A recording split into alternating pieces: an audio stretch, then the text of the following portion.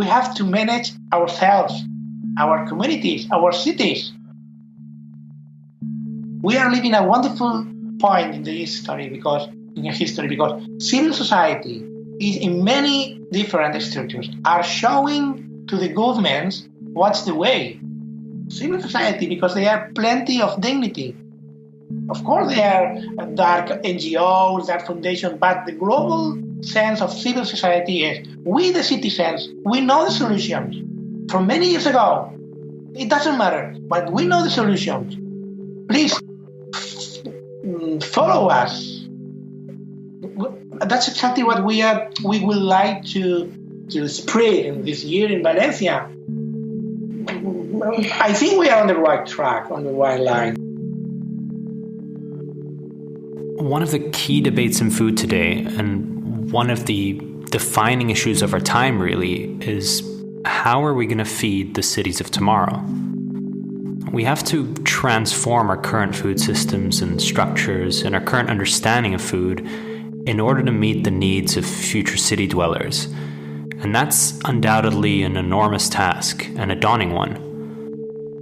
But we can all start by asking ourselves today, right here and right now, what actions can we take today as a community, as members of civil society, to create more resilient, self-sufficient capitals and urban centers of the future?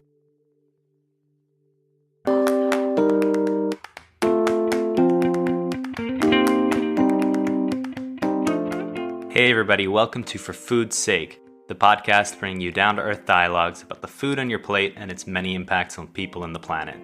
My name is Matteo De Vos, and without further ado, let's talk about food.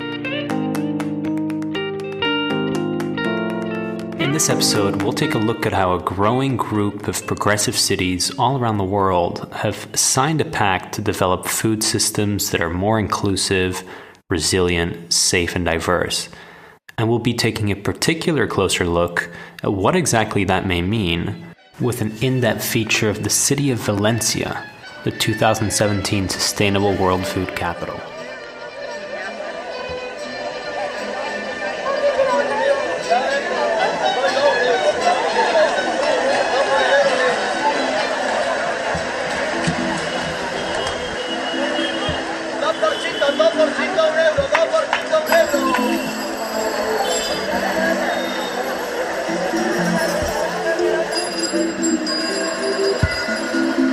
Cities are a force to be reckoned with. They collectively produce more than 80% of the world's GDP and at least 70% of greenhouse gas emissions. And while certain nation states, and I'm not mentioning any particular names here, but while certain nation states seem to be lacking the political will to act decisively on climate change, it's many major cities that are thriving hubs of cosmopolitan and progressive ideas that are stepping up to the plate and calling for decisive action and change. Now, the Milan Urban Food Policy Pact is a case in point. It's the first international protocol that calls for cities to develop sustainable food systems. And it's an initiative that has been signed by over 100 mayors around the world from major cities.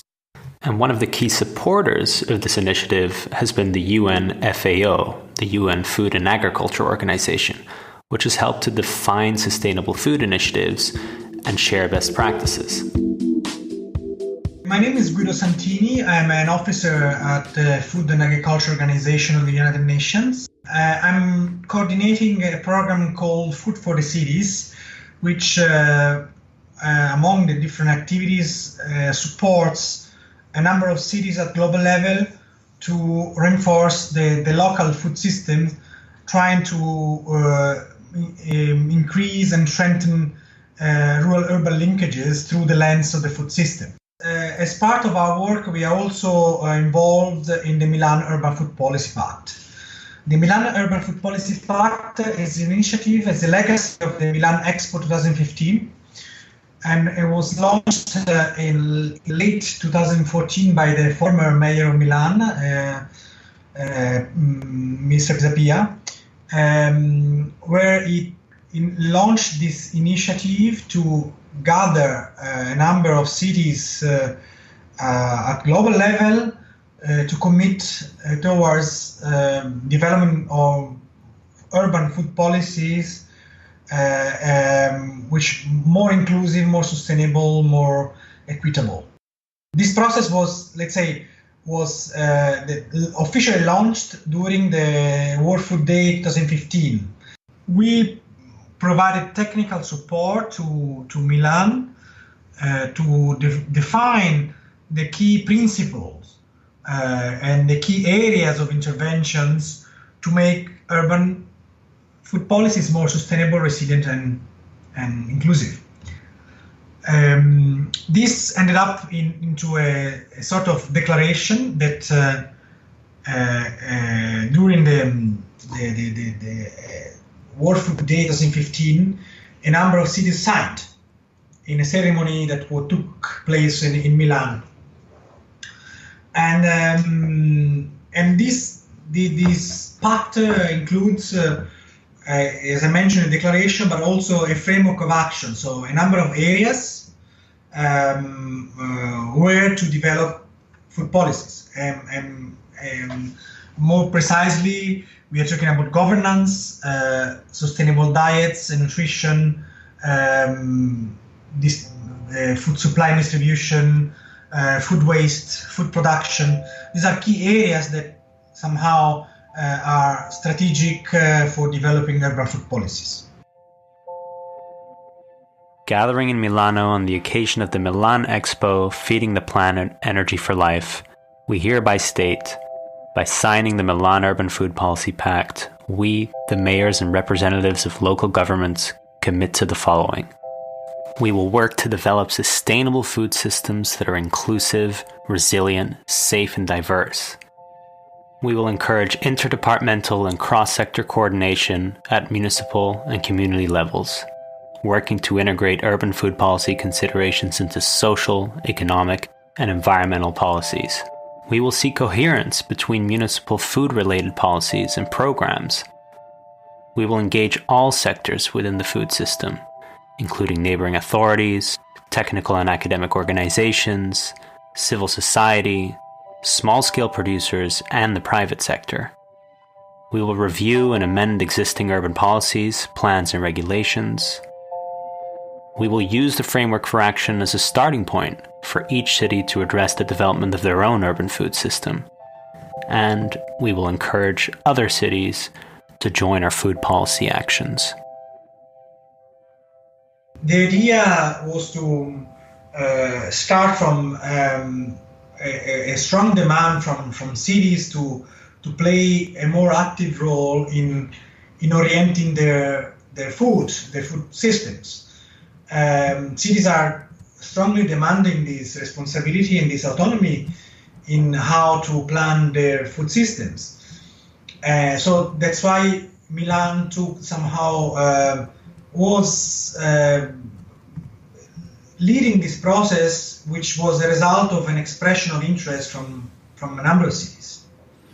So in a sense, cities are more and more demanding more responsibilities in food and nutrition, in planning food systems as an element of their urban policies and an element of urban planning. Cities are recognizing now more and more the importance of having a dialogue with different spheres of the society in order to have more, let's say, effective and inclusive policies. So what concrete impact does the Milan Pact really actually have on the ground?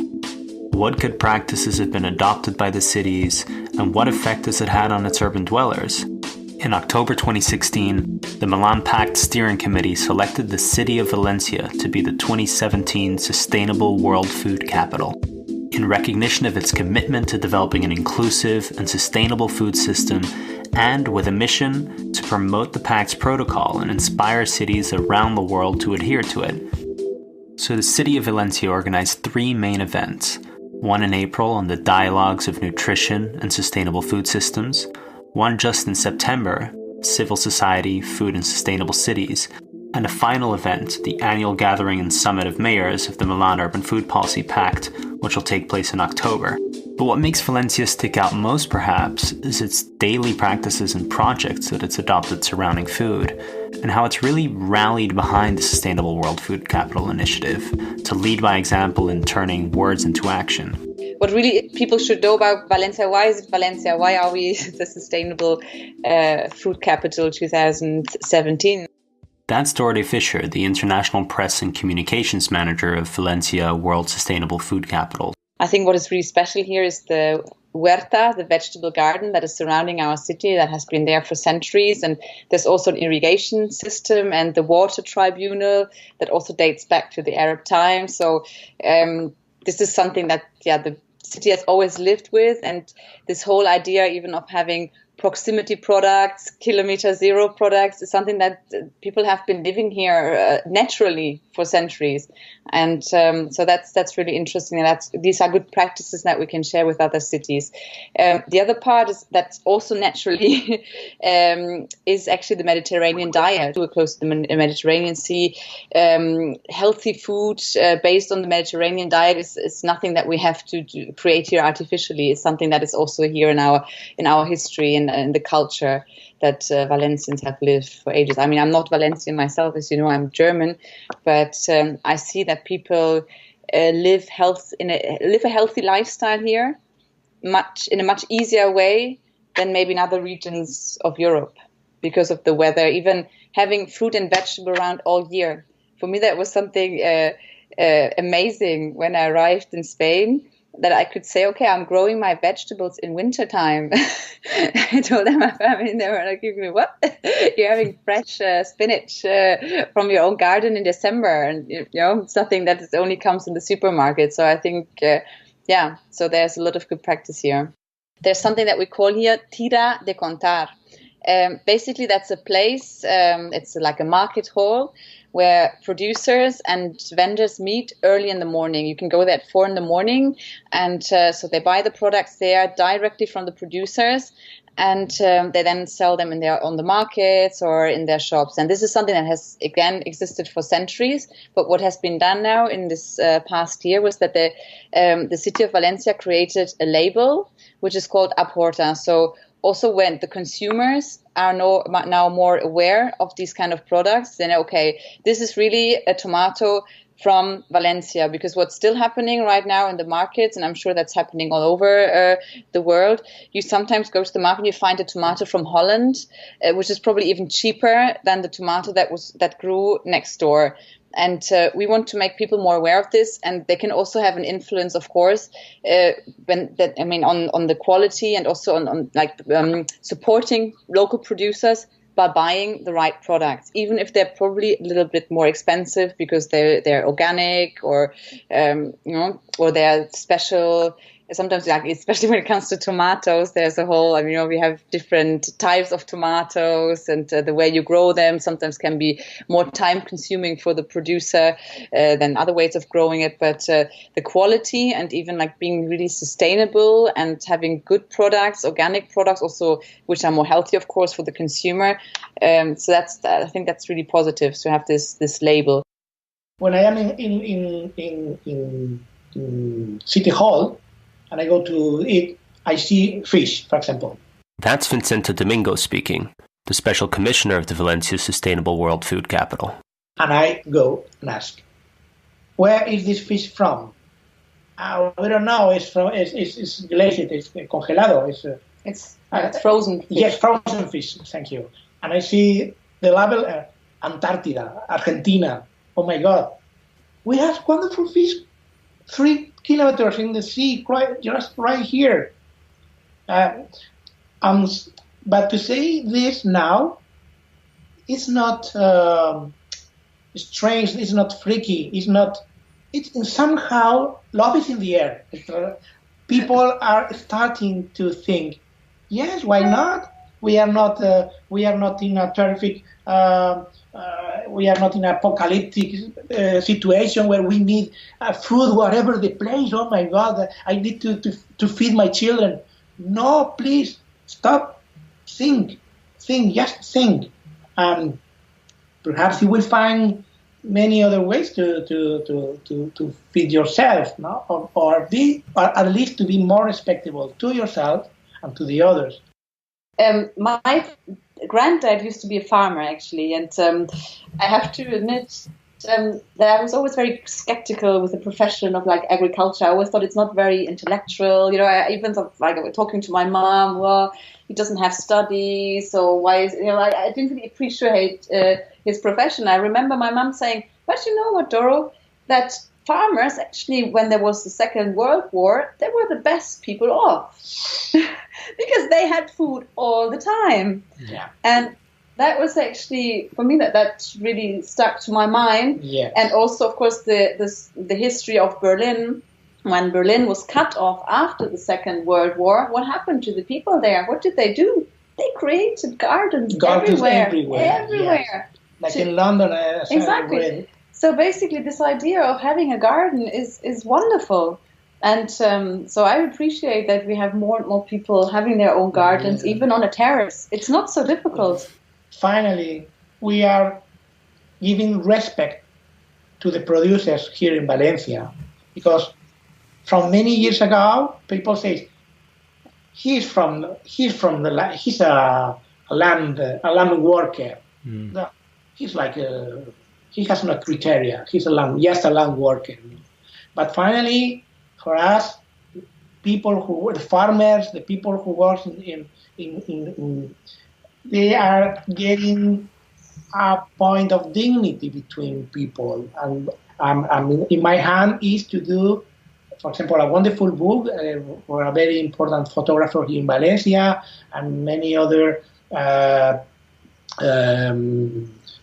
events in order to give them the dignity they have. And the woman of the farmers, the role of the woman here in Valencia many years, going to the markets at 4 in the night, 5 a.m., bringing the products. It's such a high story that no one knows here, and they have to know it.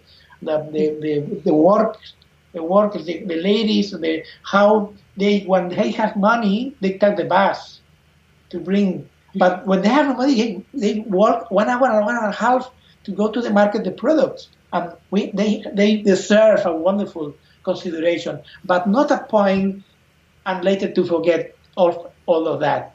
We are creating structures in order to keep all these deserved recognition, and we are starting to call young people in order, you are about thinking to have a job with these issues, tell us, because we have land, and we could try to make a dignity about your future. For me, it's like, I had a discussion this morning about it. For me, it's like the sort of the seed, the la semilla, like that we planted. The seed we had from the past. So all this, the history, the culture, the experience from the past, and we've planted the seed when we became the World Sustainable Food Capital in January, and now it's been growing ever since, and that's also very nice to see. So to build up on this past and to make it grow and to see the process, it's something that's ongoing.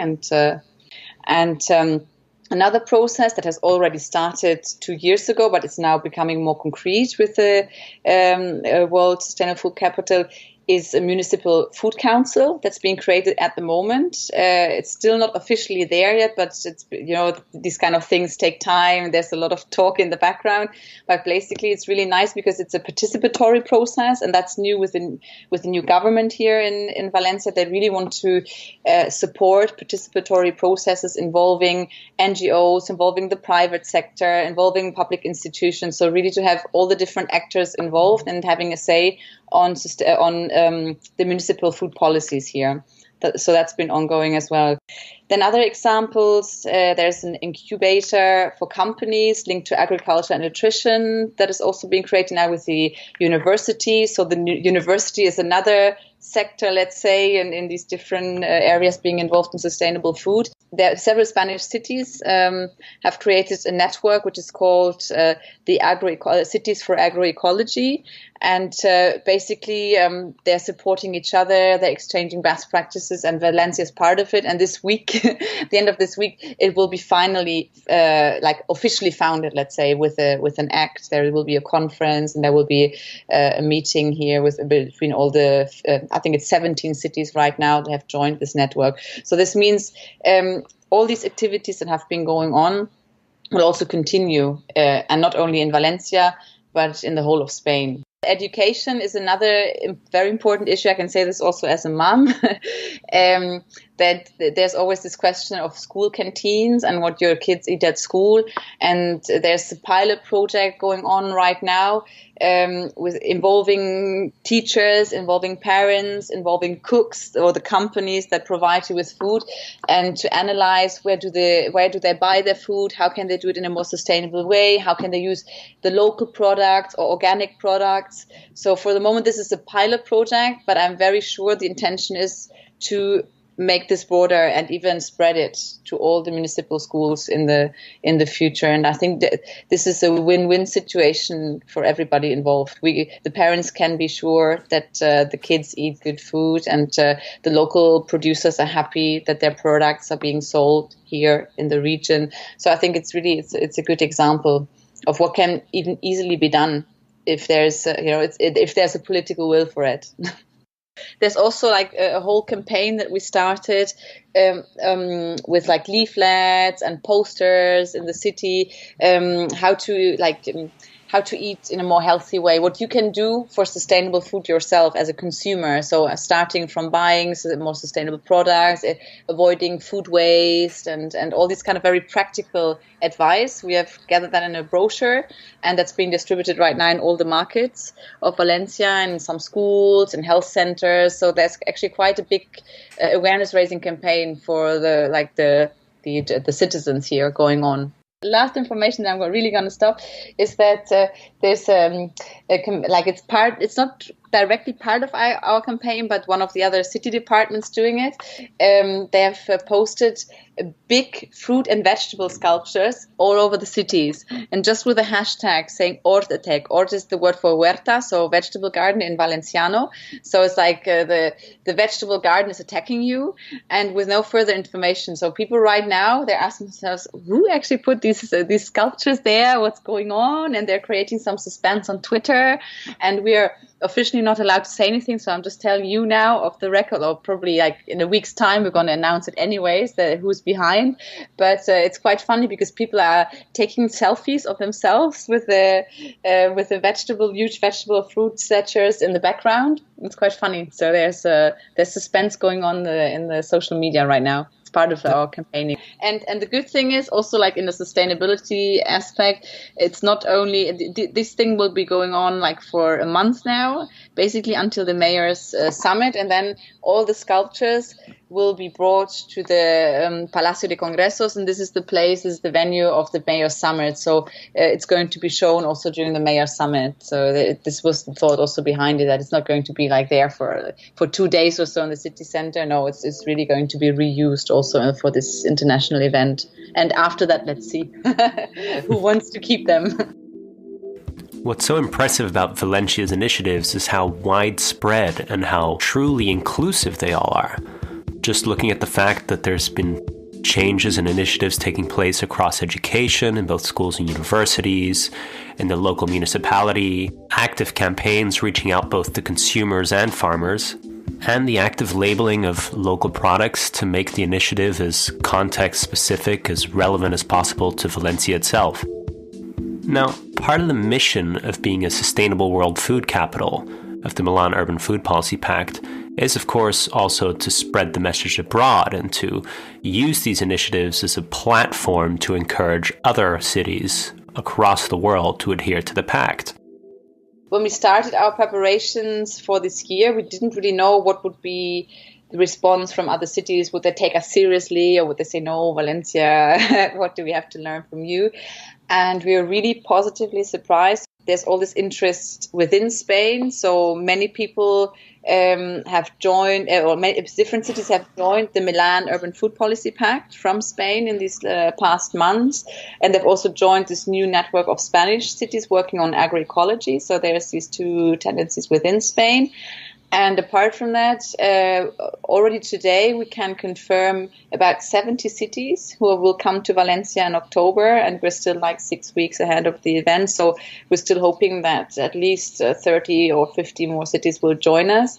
And the good thing is also that it's not only cities that have signed the Milan Urban Food Policy Pact yet, but there are also cities that would like to join the pact. And last week, for example, we got an email from New Delhi in Asia, which is one of the big cities also having issues or the challenges, let's say, with sustainable food. And they confirmed us their participation in our event in October, and they haven't signed the pact yet. So for us, this is a huge success.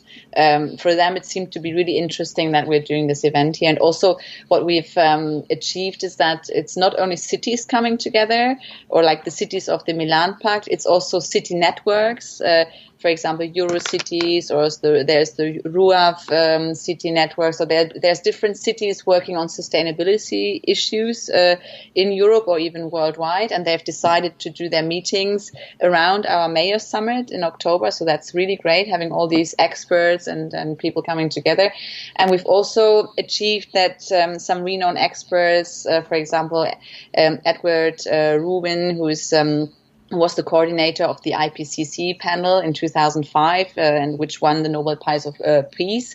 He's going to come to Valencia. Then we have Gary Gardner from the World Watch Institute in Washington. We have Bineta Diop, who's a human rights activist from Senegal. She's coming also to Valencia to moderate a session. So we have quite a good bunch of people there from all the continents, I can even say, from Africa, from Asia, from North America. So really, the world is meeting in Valencia in a month's time, and it's going to speak about sustainable foods. It's really exciting. As Valencia prepares for the Mayor's Summit of the Milan Urban Food Policy Pact, I can't help but think how truly significant and vital progress is on the sustainable food initiative in cities.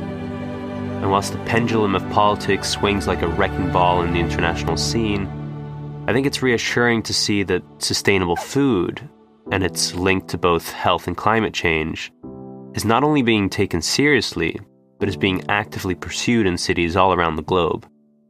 And that, I think, could be a game changer.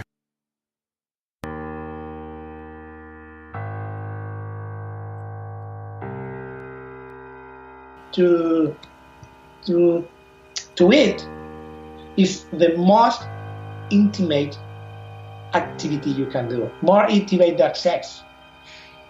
You are chosen what things are entering your body. This is very important, really. And according with all these little things day by day, you are creating somehow, in Latin is nostete ipsum. You have to know yourself. When you are starting to know yourself, you more or less are starting to think who you are and what are your options, and your identity is clear, and you have the strength to say yes or no to many things. That's exactly the essence of the things. It's wonderful to feel that people in FAO, in a very hard chasing United Nations,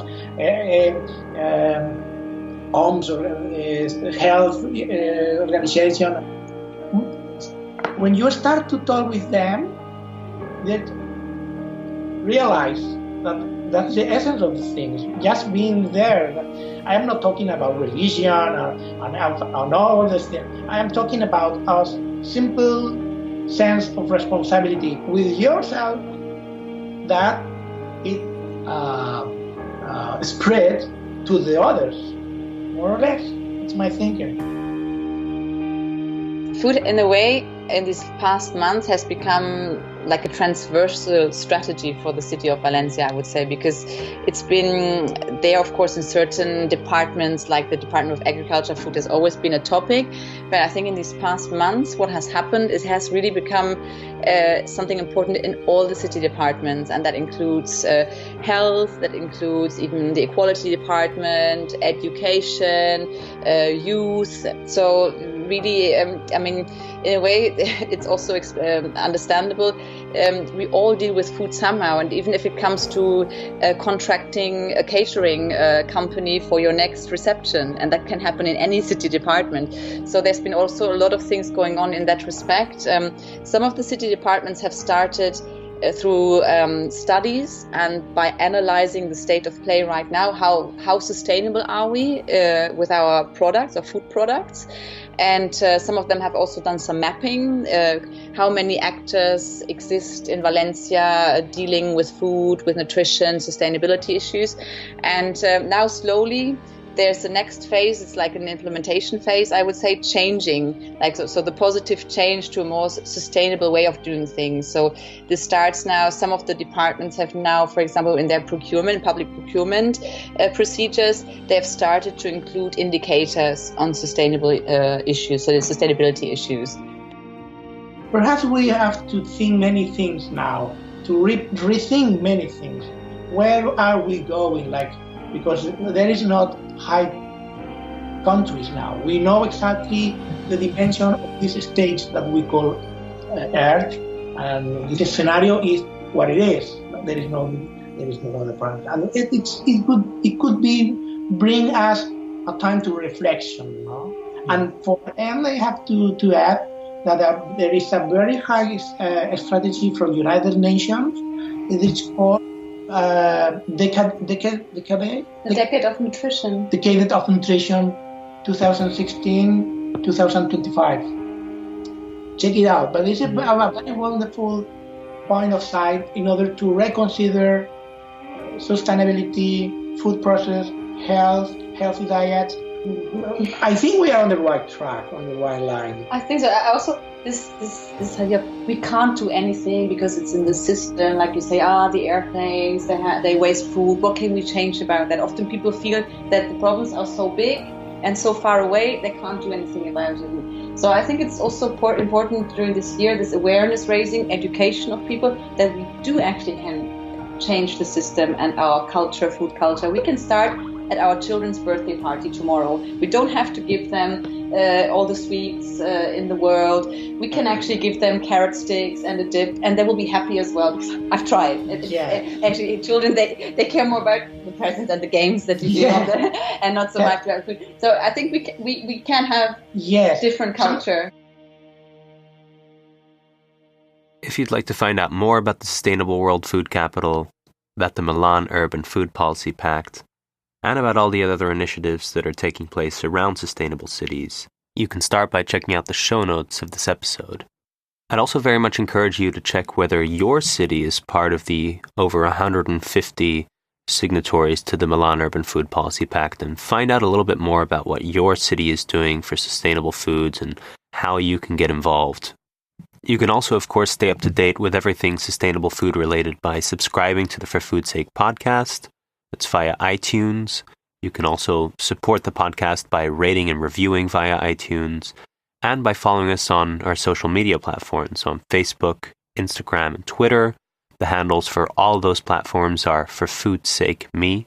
And last but not least, if you'd like to stream the episodes directly of the For Food's Sake podcast, you can head straight to the website at www.forfoodsake.me. That's all for now, guys. I'll see you next time.